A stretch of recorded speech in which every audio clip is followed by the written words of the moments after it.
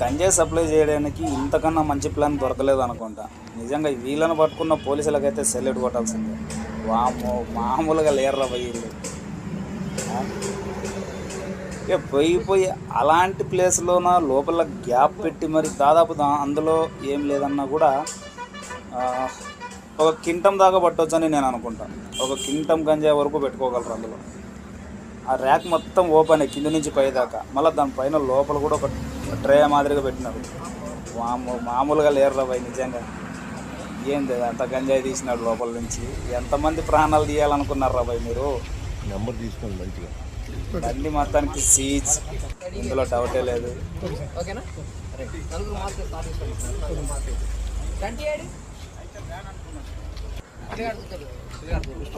ఎంత పెద్దగా ఉంది చూడండి అది. లోపల చూడండి.